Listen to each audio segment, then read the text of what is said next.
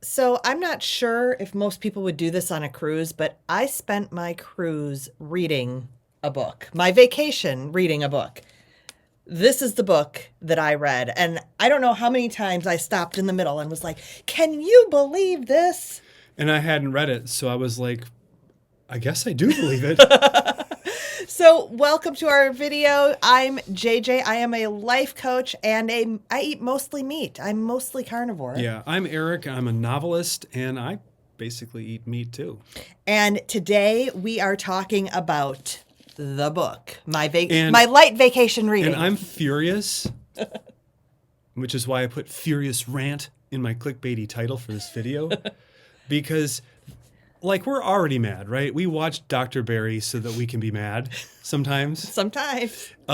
Because of all of the extraordinary misinformation, lies, deceit, and evil that have been perpetrated on us through what we have been told to eat, which has instead made us extraordinarily sick. And I, for one, have had it up to right about there. Right about there. So I'm yeah. about to snap. So before you snap, who is this Dr. Okay, Georgia Ede? The book, Change Your Diet, Change Your Mind. What does the subtitle say? A powerful plan to improve mood, overcome anxiety, and protect memory for a lifetime of optimal mental health. And the diet we're talking about is paleo, keto, carnivore. And Dr. Ede is a psychiatrist, Harvard trained, and she had a bunch of experience, working with people and writing all the prescriptions and stuff for Prozac and whatnot. But she was always treated diet the way everybody else did, is basically as a way to control your weight. And I think when she was around 40, she had been eating chicken breast, broccoli, hummus, and the typical stuff.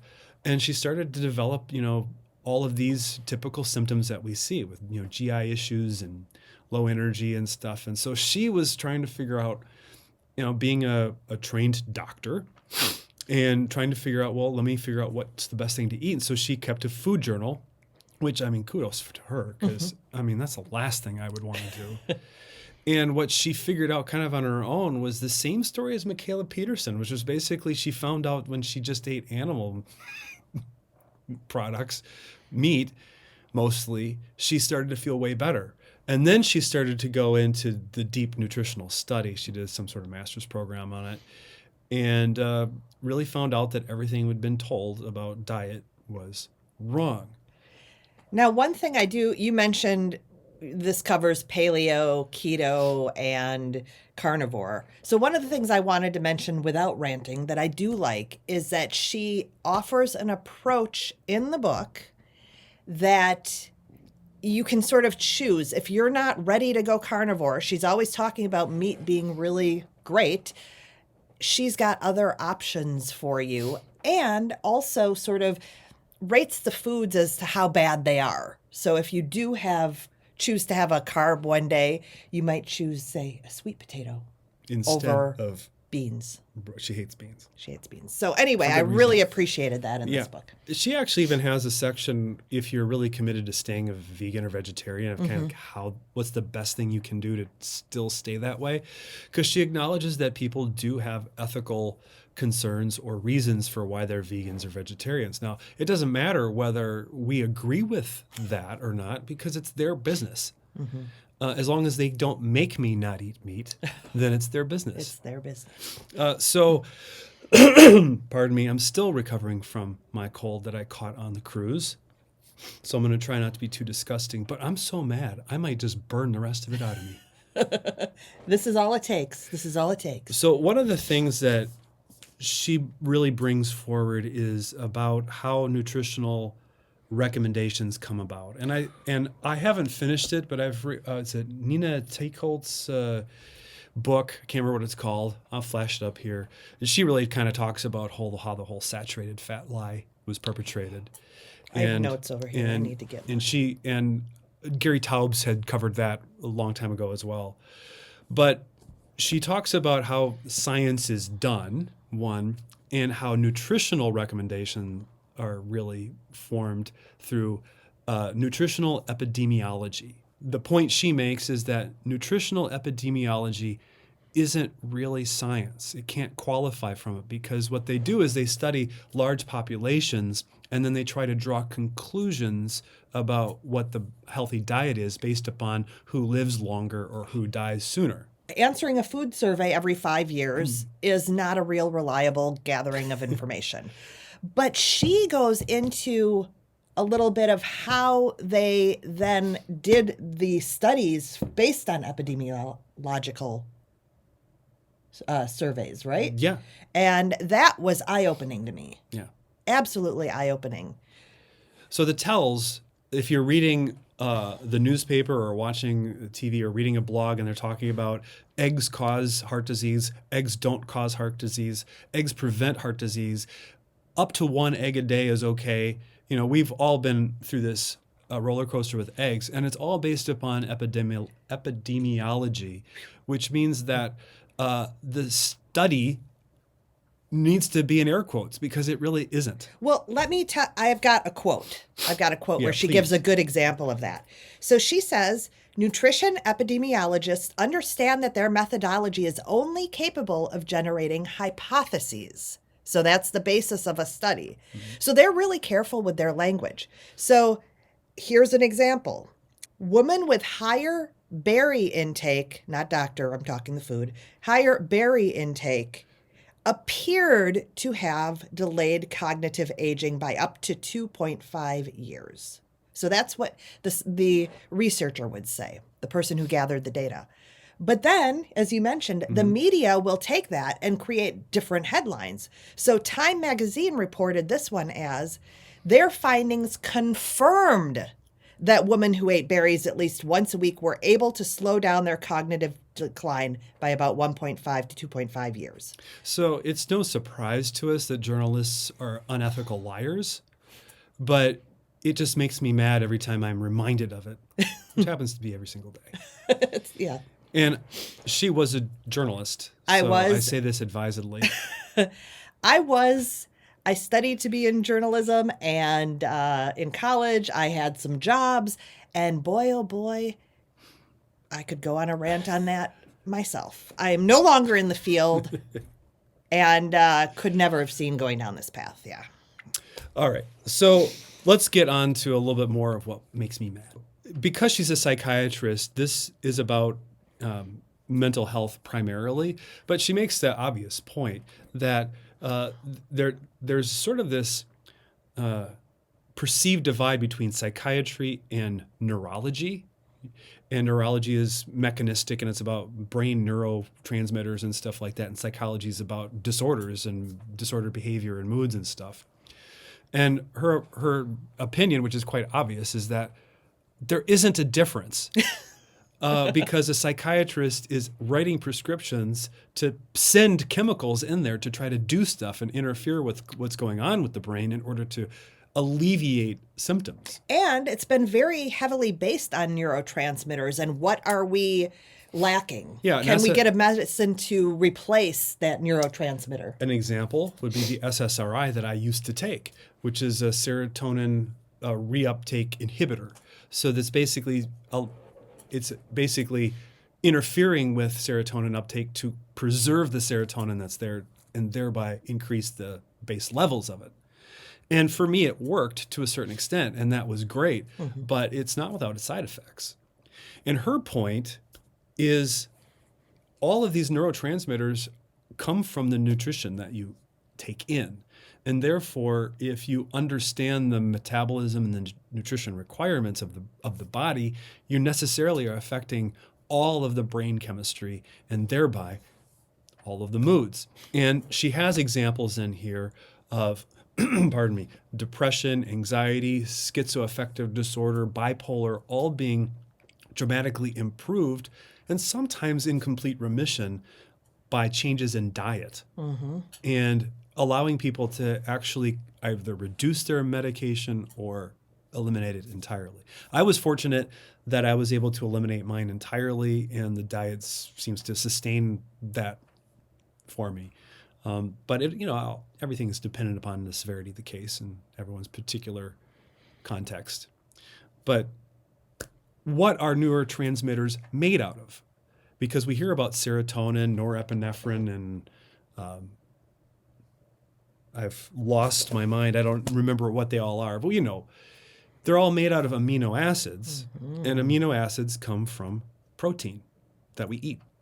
We must eat all 9 essential amino acids regularly, and we must also eat the 8 conditionally essential amino acids when protein requirements are higher, including times of growth, stress, injury, and during pregnancy and breastfeeding. And these amino acids are found primarily in animal products. Animal products give us protein, but she actually explains how we don't get the protein directly from the animal product. We get the amino acids. Yeah, the body breaks the protein down. And then And then reassembles what it needs. Yeah. Yeah, which I thought was an interesting distinction. You don't just take an animal, a cow muscle fiber, and transport it through your blood and attach it to your bicep. But wouldn't that be awesome if you could just have like this cow muscle? Because then in really lean times, it wouldn't even be cannibalism to eat part of your arm. That went a strange direction. I am a weird person with a dark sense of humor. If you don't know that by now, you will find out. But now I'm mad. Because while we can eat these sources of food and get the neurotransmitters that we need, if we are eating tons of carbohydrates and becoming insulin resistant, therefore our blood sugar is elevated all the time, and we have to produce more insulin, and that leads to diabetes. Everybody watching this probably knows this. Well, then the way that the brain actually derives its energy can become less and less efficient with all the glucose burning. And this is where people start developing, obviously, some of these mood disorders, but even just simple things of low energy and brain fog and forgetfulness. Okay, so this was one of those times I stopped you. Yeah. Or during the trip. I'm ready. I want to be mad.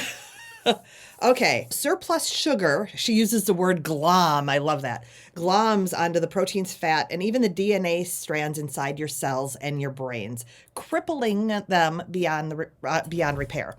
So then the body, especially if it's involved with the brain, because the brain's a pretty important thing in the body to keep us Some people surviving.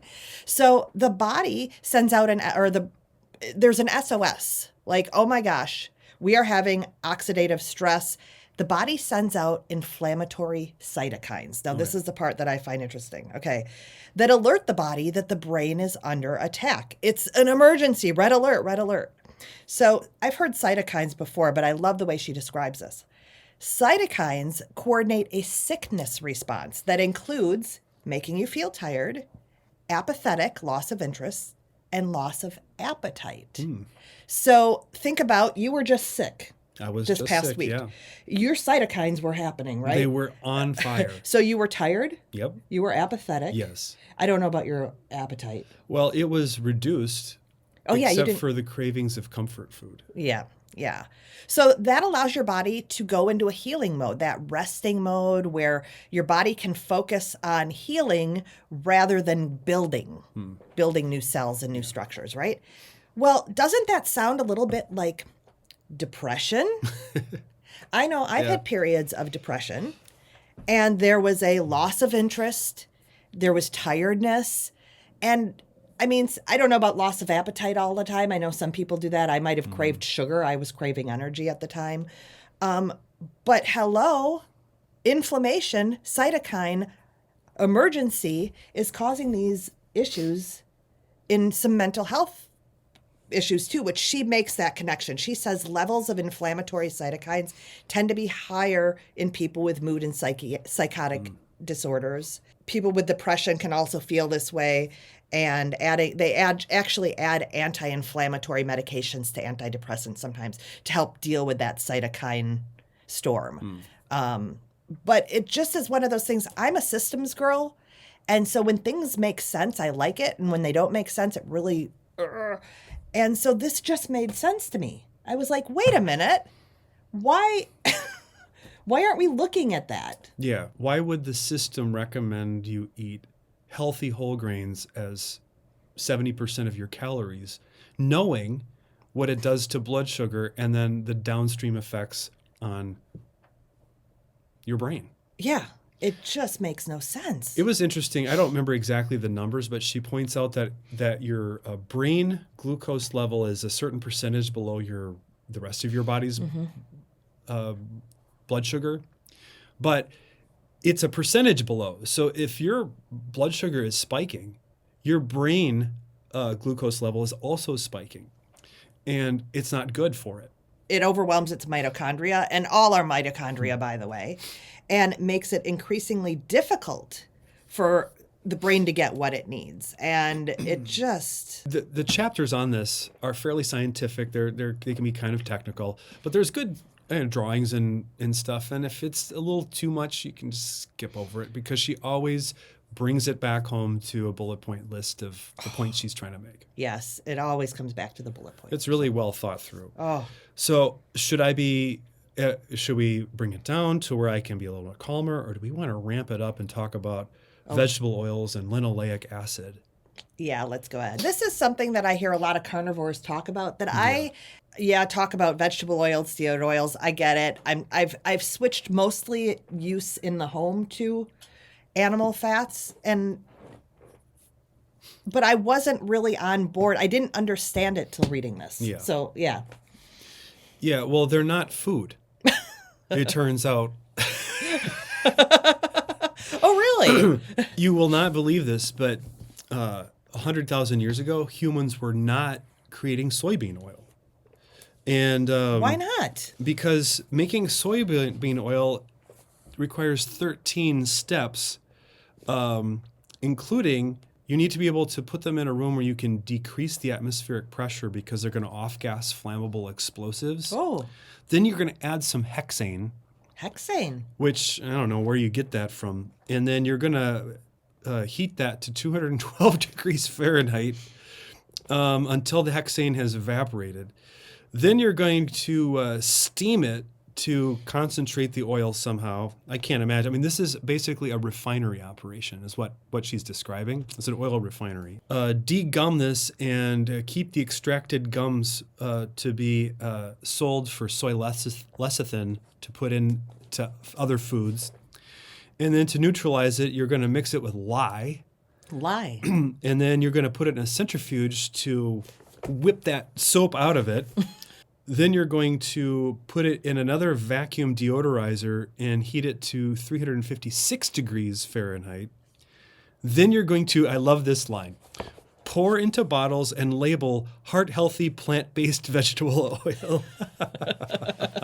She's got a sense of humor. She has a very dry and sometimes extremely sharp. There's one quote in here where she talks about the China study, which is a famous epidemiological book, basically, that people have derived all sorts of nutrition advice from. And she's like, because it's nutritional epidemiology, I'm not going to do an analysis here, because she's basically saying it's not worth the paper it's printed on. Do you remember, because this was what came to mind when I was reading this, when we were kids and there was the big news that McDonald's was going to stop frying in beef tallow? It was huge. But yes. I remember, because at that point I'd already been brainwashed. It was like, oh, good, beef tallow. And I remember on the playground, too, when I was told that Twinkies, the cream in Twinkies, was made out of pig lard. Oh, no. And everyone was like, ew, that's disgusting. Ew. Back when Twinkies were healthy and French fries were less bad. Less bad. I mean, we've all seen the famous French fry has been there for 3 years and it still hasn't molded, because actual natural living things don't see those oils as food. They're a protective coating like you'd put on a nonstick pan. Yeah. They're great for not sticking food, riced cauliflower to the bottom of a pan. But when you make that, you should just dump all of it right into the garbage. I don't ever want to hear about riced cauliflower again as long as I live. I'm still mad at you about that. I could handle the rice and cauliflower, okay, but broccoli and me were never friends. Yeah. Rice cauliflower is as egregious as a raisin cookie. When you think it's a chocolate chip cookie and then you bite into it thinking it's chocolate chips and it's like, what is this? What evil scientist made this? It's an affront to every cookie ever made. Since we're talking about cookies, let's talk about the sugar spike. Oh my, I stopped you on this one. She stopped me. I was trying to enjoy the cruise and relax, and she riled me up. You want to talk about it? So it's no secret you've shared some of your your issues, your health anxieties and so forth before. And you would talk about that adrenaline shot you'd get. Yeah, out of nowhere. Out of nowhere. And our daughter has experienced similar things, it sounds like. And so when I read that this research that had been done, what these people ate or drank caused an adrenaline reaction 5 hours later. And she said, so it was hard to really coordinate what they were eating with this response that was so delayed and so unexpected. So fill in the blanks. Okay. So if you're here, you probably already know that if you eat a big sugary treat, you'll get the sugar spike. You'll get the blood sugar spike. And then what happens is insulin's released to try to normalize blood sugar levels. And that will reduce the blood sugar and often overshoot. And that results in that hunger craving that comes a little while later, because then your body's like, oh, I don't have enough blood sugar. I need to eat something. If the body is always looking at that blood sugar level and the rate of decrease. So if you have a huge spike, the rate of decrease might actually be quite dramatic over a short period of time. And it's not the degree of decrease from like maybe it's 150 down to 90. It's the speed of that decrease. And if that speed of that decrease is dramatic, a huge burst of adrenaline will be released because the body thinks this is an emergency. Something really bad is happening inside and we need to react to it. And of course, now you have your regular old guy who's living his computer life, who drinks his Coca-Cola and eats a donut. Bad pairing, but it happens. And then hours and hours later, all of a sudden, there's like palpitations, clammy hands, this weird anxiety, panic attack can come on. And no association with the food that was eaten so long ago can happen. And they know this because they did a study, and they actually did this with, I think it was teenage boys, where they gave them an uncaffeinated, very sweet drink. And then they watched their blood sugar, and then they were able to, through some mechanism, track their adrenaline levels, probably through some blood thing. After 4.5 hours, there was a 4 times increase in adrenaline following that dose of sugar.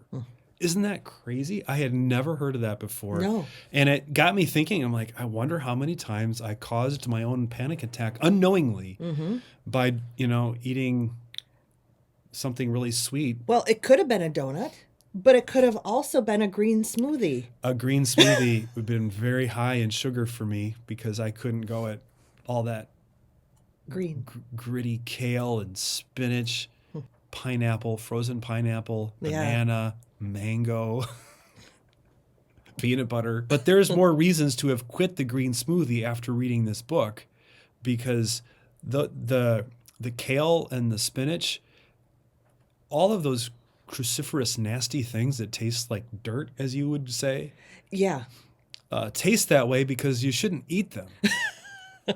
I can't remember the specific. I don't remember the specific place in the book, but they're full of anti-nutrients. She kind of ranks foods in degrees of badness. Also encourages you to do your own analysis of how foods are affecting you. But we've shared we will eat salads sometimes, and so kale and spinach, do not put in your salad. Yeah. Do not. So while we're on the topic of these leafy greens, dark greens, and we've been hearing how to eat the rainbow for so long. We need to talk about this because they're so full of all of the nutrients and minerals, the vitamins and the phytochemicals that make us healthy, fight cancer. Phytonutrients. And I mean, they're called phytonutrients because they're fighting for us, right? It turns out it's not spelled that way. No. But it's how my mind would thought about it. And it turns out that all of that is based upon nutritional epidemiology fundamentally.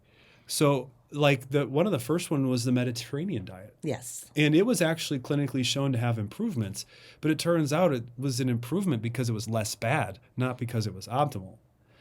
Because it included lots of, greens and beans, I think might have been in it. I can't remember. And of course, red wine. These epidemiologists would say, okay, what's in all of that diet? And now let's see what little micronutrients are in it that we can then study in isolation and declare to be good for you.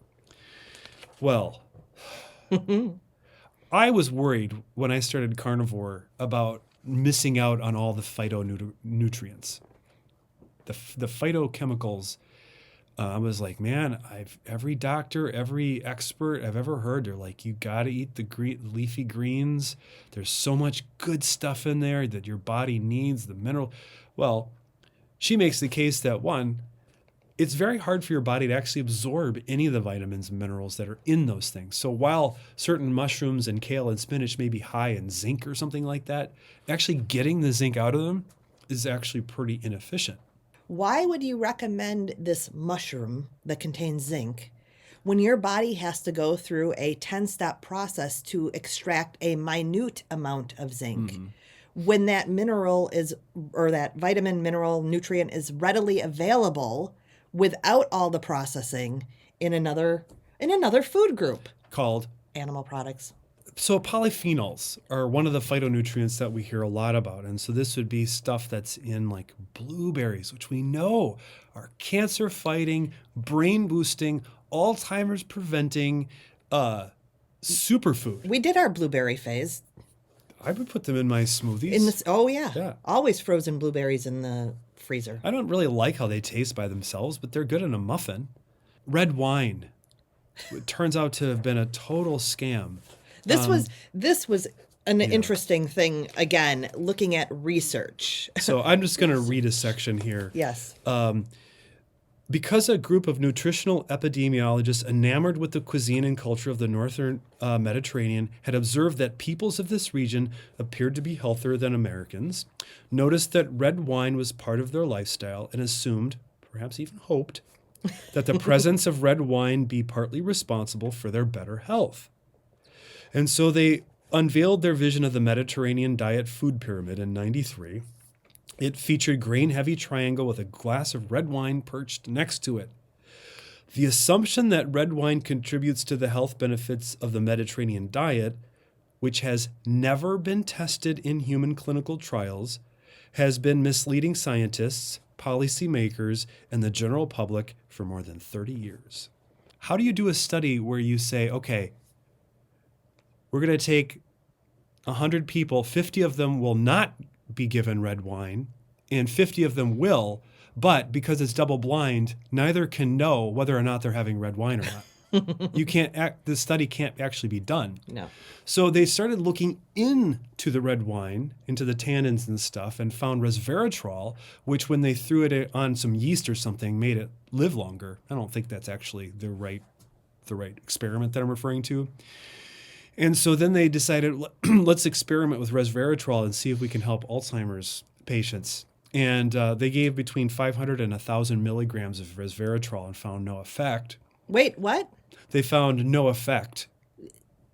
No effect? No benefit. Okay. At least for Alzheimer's symptoms. Okay. But the question is, well, would you prescribe red wine to an Alzheimer's patient? That right off the bat doesn't sound like a very good idea. And then she says that in a glass of Pinot Noir, there's 1 milligram of resveratrol. So in order to get the effects of the Mediterranean diet drinking the wine, you'd have to have like 500 glasses of wine.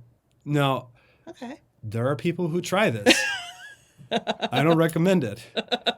And as a matter of fact, from the mental health standpoint, she says the alcohol is terrible for your mental health, especially if you have any of these disorders, and you shouldn't drink any of it. Well, yeah. Now, this wasn't a problem for me because I don't drink, and so It's avoiding a problem for the red wine industry. the first time I had red wine or any wine in my life was in our wedding ceremony in Canada. The marriage committee, we didn't live in Canada. We kind of did a planned elopement where we just didn't take any family members. And we got married outside of in the Beautiful. next to the mountains. It was gorgeous. And part of the ceremony was to drink this sip of red wine that came from a screw cap bottle we got at the hardware Yeah, store. we had to. Yeah, we Store were was like at the hardware store. we don't really drink. Not connoisseurs. Drank more than you, but so I'd had wine before. Yeah. But we weren't gonna have a big bottle of wine, so we got the smallest screw bottle one we could find. And I took that sip and I'm like, I changed my mind. Forget it. No, I went through with it, and You didn't make a face, I've but- never regretted it for 1 second. But yeah, wine just is horrible tasting. So not a problem for me. But obviously, it's a big part of a lot of people's lives, and so it's very attractive to hear that having a glass or 2 or 3 a day might actually extend your life. It's just not true.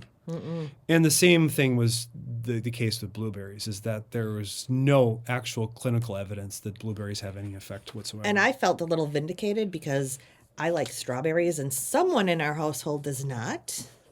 They're horrible. And so anyway, she says actually strawberries are the better berry when it does come to nutrients that the body can use in any aspect. But again, don't even eat the strawberry. The cured meats like bacon and stuff, they're like nitrates. And some people will just say that to you as if you can draw your own conclusion from that. Now, Dr. Berry has done a great video about this, and Dr. Eads sort of restates his point very clearly. Ounce for ounce, spinach contains more than 80 times more nitrate than hot dogs do. And celery powder is so high in nitrates that manufacturers use it to create processed meats, often proudly advertising that their products have, quote, no nitrates or nitrites added, except for those naturally occurring in celery powder.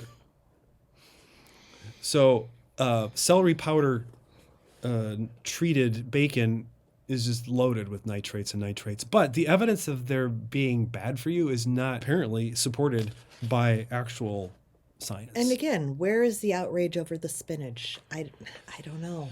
Well, Popeye is the first culprit there, because if you Popeye, now already we've lost a whole bunch of people because they don't even know who Popeye is. Popeye is a cartoon character, and anytime he'd get in a fight with Bluto or Brutus, over olive oil, he would eventually squeeze a can of spinach, and it would fly in an arc into his pipe, and he'd suck it through his pipe down his gullet, and then the spinach would immediately go to both of his biceps to make him strong, and his anchor tattoos would swell up. I think mushroom clouds. I mean, Yeah, they put all kinds of things would happen when yeah. he eat his spinach, and then he would, with extreme violence, destroy his enemies. And that was my favorite part. But the spinach, I never believed that the spinach went straight to your biceps. And it sounds like it's a very, very bad choice for building muscle, because where's the protein in spinach? I have a bit of a theory. So when I was growing up, most of us got our vegetables in our area of Wisconsin. They were canned vegetables. So the canned spinach makes me think of that. And so I have a theory that actually the processing of those vegetables might have dampened some of the anti-nutrient effects. I mean, we've heard that it damages the vitamins and minerals and everything, but I think it actually made them less bad.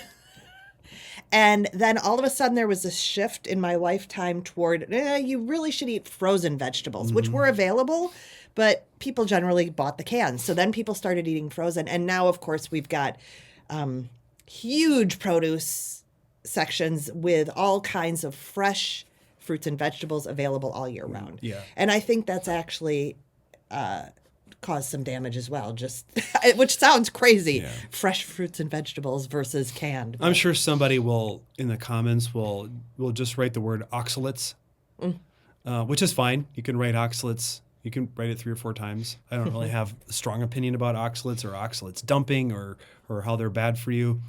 There probably are. She doesn't really talk about oxalates a whole lot. I think Not a there's lot. I think, Little. I think her concerns are with other aspects of these things. Chapter 4, she's early in the book. If you eat more carbohydrates than you can burn right away or store as starch, your liver will turn it into saturated fat. And she says, it stands to reason that if saturated fat were inherently bad for us, the body wouldn't be designed to do this. So my question is, if we've been so worried about saturated fat this entire time, why weren't we looking at carb consumption, which causes the liver to create saturated fat?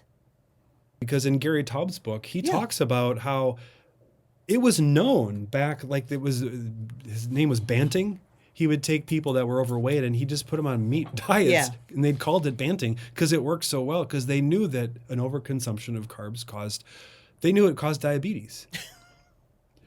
But we ended in bizarro world around mid-century and went down a disaster path. And I've read those, like I read Gary Taub's book. Yeah. I read these things, but it just, that messaging was still there. I still felt like when we did low carb in the past, we still had to get those other things in there. Yeah. Like we had to get those vitamins and nutrients. And so do keto, but then eat the leafy greens and broccoli because they're low carb. Yeah. You can eat a lot of them, and of course you get all that fiber. You need that fiber. And the fiber. You need that fiber to work like a rasp. Like a rasp on your intestines, to just grind and shave off all the bad stuff on the side of your colon, and just get that fiber in there and scour it like a Brillo pad until it bleeds. That's what's good for you. That's what you need. Clean it out. Just get a scrub brush and just go down there and just until it comes out the other end.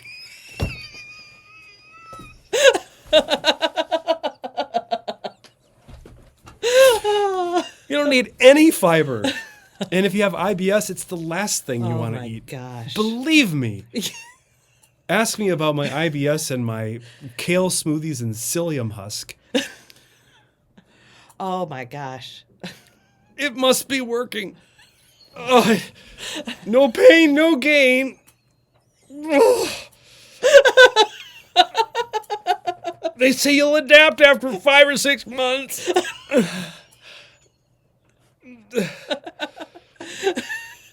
And then 2 days on just beef, butter, and eggs. It's like, oh, I feel way better.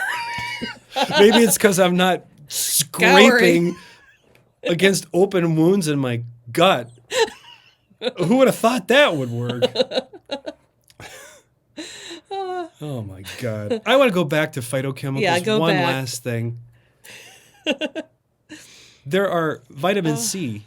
I think you can get it from liver maybe, but you really can't get vitamin C out of other meats and stuff. Minuscule amounts. Yeah. So an orange, lemon, you get vitamin C out of it. And the body, you take in the orange and the body's like, oh yeah, vitamin C. Let me take that. That's good. It absorbs it because it's a nutrient. The phytochemicals, the body's like, I don't know what this is. Let's get rid of it as quickly as we possibly can. So all of the things they're talking about that are supposedly the beneficial phytonutrients are things that the body immediately tries to get out through the liver, the kidneys, or the gut to just don't even absorb that. Like, I see that, don't want it. Let's get rid of it. And so the effect of a lot of the so-called phytonutrients are through a process called hormesis, where it's actually the immune response or the inflammation response to it somehow benefits you in small doses. But she doesn't even discuss hormesis. I looked in the index, and the hormetic effect isn't even in here because I don't think she sees it as being probably on the risk-reward side probably that beneficial versus just eating a good diet of healthy animal products. But she does point out that epidemiology as a discipline isn't without its value. And there's many cases, she cites some of where it really identified specific problems. But it really falls flat when there's so many variables at play. Well, I and think in diet, there are just too many. And in that quote I read from the book, she talks about and I've heard other doctors talk about this. It helps create a hypothesis. Period. The hypothesis. And you have to actually go and test it. With real science. And the problem of testing nutrition interventions, I mean, we talked about it with the red wine one. It's like you can't, for it to be double blind, the patients can't know if they're in the treatment arm or in the control arm. And the same thing is true, the doctors who are administering it can't know. But by the nature of diet, you tend to know what you're eating. And if you really want to know it's being adhered to, they have to be in-house in a clinic, in a controlled setting where the food is prepared for them and monitored that they're eating it and seeing what they're not eating. And that's extremely expensive. Mm-hmm. So it is a huge challenge to get really good information on it. And the results are often reported as relative risk. And in the mid-'60s, a guy said, we need to really reform our understanding of when we see what we think is a statistical benefit for a certain diet change, we have to understand that if it's only a 20% benefit, we have to assume that there's no benefit. It's not powerful enough to tell you that. So he needed a 2 times factor in order to even bother reporting it. And almost all of the studies, like on blueberries and resveratrol and all that stuff, it's way below the 2x improvement. Like often nearly on par with no improvement. Yeah. Like and so you can't draw any conclusion. Yeah. And they do draw conclusions. They because of publish or perish, they publish. Mm-hmm. And of course, because it can be sensationalized, the media picks it up and misreports it. Yeah. I'd love to hear what improvements you have seen. If you're doing keto, carnivore, what improvements have you seen? What motivates you about this diet and helps you really stay on it? Because it's about feeling good. When we deviate, we know it. And did you fall for the red wine scam? Because you really wanted to believe it? Did you put blueberries on top of your oatmeal because you thought that was going to be really good for you when it's a disaster? Oh my gosh, the flax seeds. Yeah. And I just think of all the things we did. And I didn't notice harm necessarily, but I didn't notice benefits like I do with this. Oh, the flaxseed. Don't even get me started on the flaxseed. She talks about the flaxseed. I used to grind those up and put cyanide directly into my body by grinding them in my blender. I think I've done it as little as like 18 months ago. Like it's been pretty recent that I did the flaxseed. Oh, healthy whole grains. Do you know what it requires to be a whole grain? What's a whole grain? Whole grain, a grain has 3 components to it, the hull, the germ, and something else. And in order for your Cheerios to be whole grain, they have to have all those components in it. But you're like, hey, my Cheerio circle doesn't look like a lumpy piece of Ezekiel bread, does it? So how can it be a healthy whole grain? Well, the rule is it just has to have those things in it, which means they can just grind it into a powder and call it a healthy whole grain, when what they've really done is made it into a blood sugar spiking catastrophe. I'm mad, and I want you to be mad with me. He always tells me, he gets so upset when I don't magnify and amplitude your outrage or something like that. I want you to agree and amplify. So if I'm mad about something and I'm venting and she doesn't respond. I'm kind of chill most of the time. And I'm like, you need the vows. You bring back marriage vows. You will agree and amplify with my outrage. It wasn't in the marriage vows. It was implied. All right. That's it for now. I'm mad about another thing, which we'll be doing a video about in the future, and that's statins. Oh, yeah. And we're going to cover some topics about that coming up. All right. So until next time, we'd love to hear from you in Yeah. the comments. Again, where have you been duped in your diet? And what are those benefits that you have seen personally in your, what is it, N1 experiment? Yeah, N of one. N of one, that's it. Experiment, what have you seen? So we'd love to hear from you. All right. Goodbye. Bye.